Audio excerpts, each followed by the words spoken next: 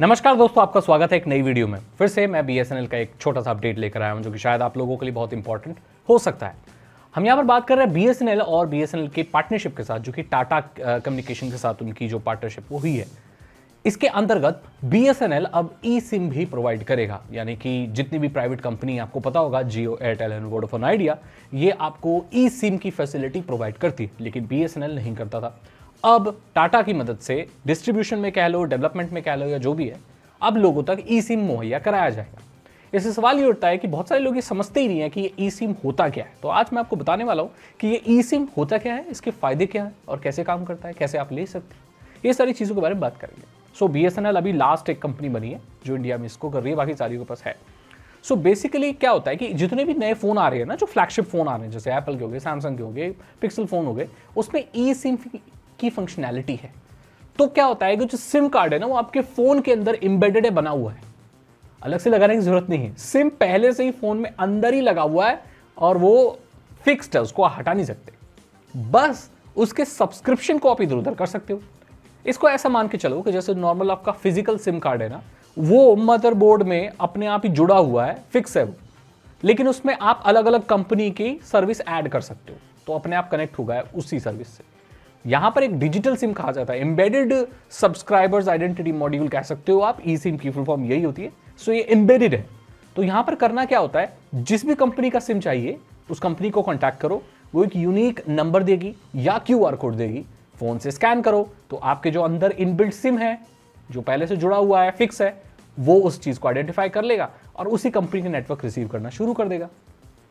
इससे फायदा ये होता है कि ये ज्यादा सिक्योर होता है। अब किसी का फोन चोरी हो जाए, कुछ भी हो जाए, सिम निकाल के फेंक देगा, क्या कर लोगे? इसमें सिम निकाला ही नहीं जा सकता, सिम चेंज किया जा सकता है। उसके लिए भी आपको ऑथराइजेशन चाहिए, जो पहले से ई सिम है उसको निकालना पड़ेगा, तो उसके लिए ऑथराइजेशन चाहिए। ऐसे फिजिकली निकाल के फेंक नहीं सकते आप। सो ये है। अब जो बहुत सारे फोन आ रहे हैं वो बहुत पतले आ रहे हैं, इतने पतले आ रहे हैं कि अब इन लोगों के पास भाई एक फिजिकल सिम लगाने की जगह नहीं है। और आईफोन का जो लेटेस्ट मॉडल है, एयर मॉडल है, आप तो ई सिम ओनली फोन्स भी आ रहे हैं, आईफोन जो है आ रहे हैं। तो भाई ये एक फ्यूचर है भाई, इससे तो क्या है कि स्पेस भी बचेगा और ये बढ़िया है। और इसे आप ट्रांसफर भी कर सकते हो, लेकिन ऑथराइजेशन के बिना आप नहीं कर सकते। सो ये ज्यादा इसीलिए सेफ एंड सिक्योर माना जाता है। अब ऐसा नहीं है कि भाई आपको ई सिम है तो एक ही ई सिम डाल सकते हो, नहीं, आप मल्टीपल कैरियर्स को भी डाल सकते हो। पूरी दुनिया में इस तरह से काम करता है, इंडिया में काम करता है नहीं करता पता नहीं, बट इसे आप डाल सकते हो और ईजिली स्विच भी कर सकते हो अपने करियर। अब यहां पर क्या है कि बहुत सारे फोन ऐसे भी आ रहे हैं जिसमें ई सिम है एक और एक फिजिकल सिम है, बहुत पहले से आ रहे हैं। सो इसमें आप दो दो चला सकते हो, एंड स्विच भी कर सकते हो, फिजिकल वाला भी हटा सकते हो और सिर्फ अपना वो ई सिम इस्तेमाल कर सकते हो। अभी मैंने देखा इंडिया में डायरेक्टली ई सिम खरीदने की फंक्शनैलिटी प्रोवाइड नहीं करते लोग, फैसिलिटी नहीं देते, लेकिन जो आपका एग्जिस्टिंग जो फिजिकल सिम है, और तीनों ही जो मेन ऑपरेटर, अब तो चारों है, उसमें फैसिलिटी है कि आप अपने फिजिकल सिम को ई सिम में कन्वर्ट करा सकते हैं, एंड देन आपको कोई भी फिजिकल सिम लगाने की जरूरत नहीं है और उस फोन में आप बिंदास इस्तेमाल कर सकते हो। चोरी वोरी से भी थोड़ी सेफ्टी इससे रहती है। बीएसएनएल किसी भी चीज में कमी नहीं छोड़ रहा है, जो भी मॉडर्न फंक्शनैलिटी है, जो भी फैसिलिटी है भाई, वो लेकर आ रहा है, लोगों के लिए प्रोवाइड कर रहा है।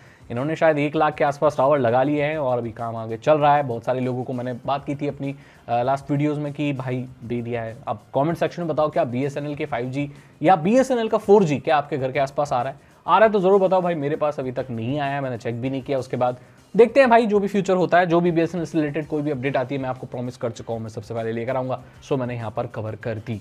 अगर आपको वीडियो अच्छी लगी तो लाइक करें, दोस्तों के साथ शेयर करें। मैं मिलता हूं आपसे अगली वीडियो में। Thank you so much and good.